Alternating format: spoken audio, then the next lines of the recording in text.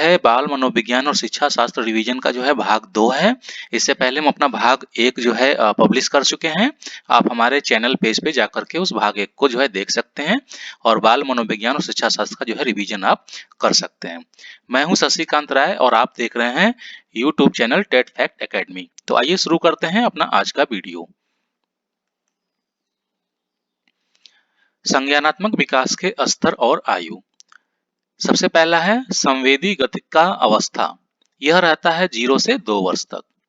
पूर्व संक्रियात्मक अवस्था यह रहती है 2 से 7 वर्ष तक। मूर्त संक्रियात्मक अवस्था ये 7 से 11 वर्ष तक रहता है।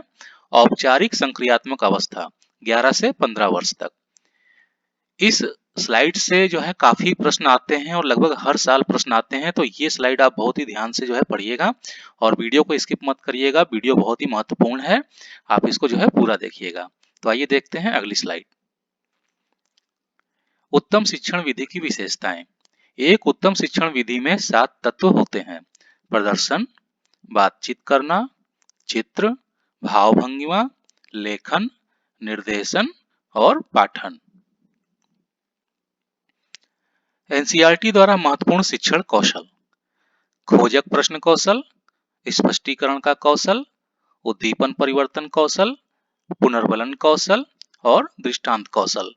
ये सभी जो कौशल हैं ये शिक्षक के लिए महत्वपूर्ण बताए गए हैं। इन कौशल में से एक शिक्षक को पारंगत होना चाहिए। आइए इन कौशल के बारे में कुछ और महत्वपूर्ण बातें जानते हैं।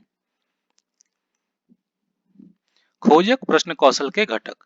शिक्षक के लिए शिक्षण के ये आधारभूत कौशल होते हैं। पहला है संकेत देना, विस्तृत सूचना प्राप्ति, पुनः केंद्रीकरण, पुनः संप्रेषण, आलोचनात्मक जागरूकता। स्पष्टीकरण कौशल के घटक। शब्दों का उच्चारण सही हो, उचित शब्दों का प्रयोग, व्याख्या करते समय मुख मुद्रा सही हो, कथनों में तारतम्यता होना, असंबद्ध कथनों की अनुपस्थिति, विचारों में परस्पर जोड़ने वाले शब्दों का प्रयोग।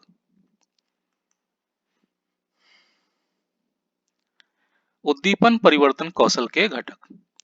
शरीर संचालन, हाव भाव, मुख मुद्रा, आंखों का हाथों के संकेत, स्वर में उतार चढ़ाव, भाव केंद्रीयकरण, छात्र शिक्षक अंतःक्रिया में परिवर्तन, श्रव्य दृश्य क्रम में परिवर्तन, छात्रों का सहयोग। पुनर्बलन कौशल के घटक। प्रशंसनीय कथनों का प्रयोग, पुनर्बलन का समुचित उपयोग, हाव भाव तथा अन्य अशाब्दिक संकेतों का प्रयोग, छात्रों के सही उत्तर को श्यामपट्ट पर लिखना, छात्रों के विचारों एवं भावों से अपनी सहमति प्रकट करना। दृष्टांत कौशल के घटक। उदाहरणों की सार्थकता, उदाहरणों की सरलता, उदाहरणों की रोचकता, आगमन उपागम का प्रयोग, निगमन उपागम का प्रयोग, छात्रों से उसी प्रकार के अन्य उदाहरणों का प्रस्तुतीकरण। शिक्षण सूत्र। शिक्षण सूत्रों की संख्या 11 है।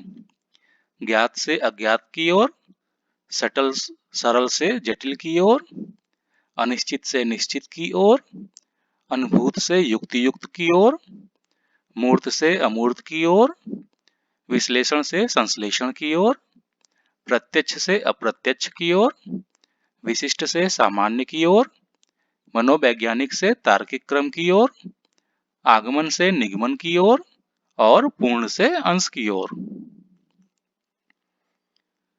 सूक्ष्म शिक्षण के लाभ। प्रशिक्षार्थी को अपना ध्यान स्पष्ट रूप से निर्दिष्ट व्यवहार के अनुसार ही केंद्रित करना होता है। इस प्रकार के शिक्षण में छात्राध्यापकों पर किसी प्रकार का तनाव नहीं होता।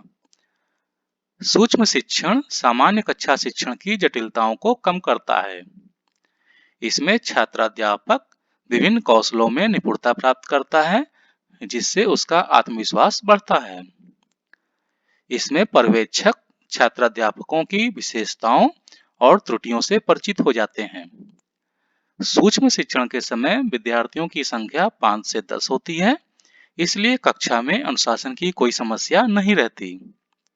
यह शिक्षक प्रशिक्षक को वैयक्तिक बनाने में सहायता करता है तो जो सूक्ष्म शिक्षण के लाभ हैं, ये प्रशिक्षार्थी यानी कि जो व्यक्ति टीचर ट्रेनिंग्स कर रहे हैं, ये उनके लाभ हैं।